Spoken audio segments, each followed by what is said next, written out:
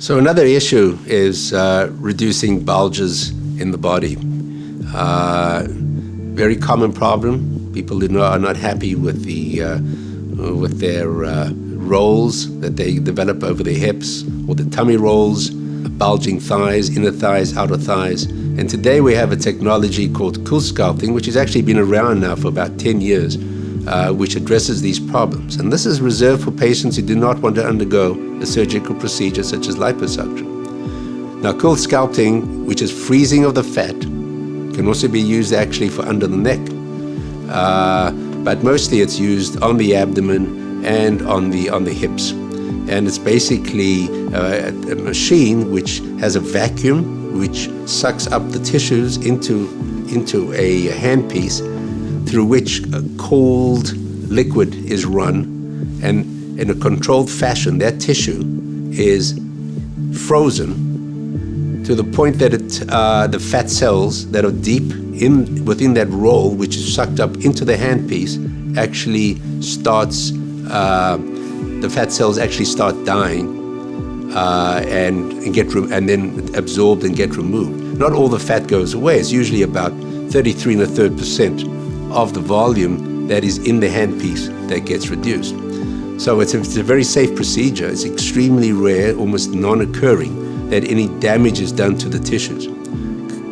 As opposed to heating the tissue, cooling the tissue over a certain period of time does not cause damage. So it's a very well-controlled device in terms of being able to remove one's bulges without causing any problems. The only issue is that there's initial swelling and some pain, and it takes a month or two before the swollen tissues have resolved and the fat that's been damaged, that lyses and gets removed, for all this to occur until you see your final result.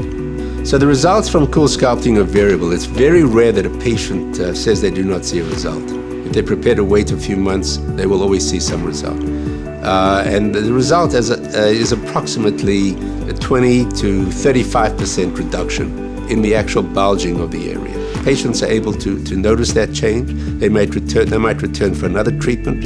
So the compounding effect of multiple treatments, one can get a 20 to 40 to 50% reduction in the actual bulging of an area, which is significant for patients. So a person who's ideal candidate for Coolsculpting is one who has a certain amount of fatty tissue above the muscle and under the skin.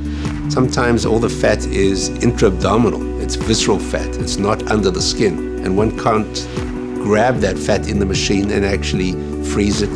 But if anyone has a certain amount of bulging, a very slight amount of bulging is not going to be able to be reduced because it cannot be held within the handpiece of the machine.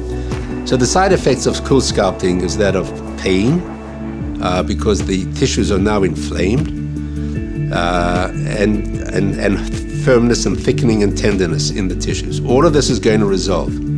Some people respond differently. Some people find it uncomfortable. Most people, after the procedure is performed, do not find it too uncomfortable, able to accept the swelling and the tenderness and that they endure or experience, and they're so happy with the results that they forget that they underwent any discomfort with this procedure.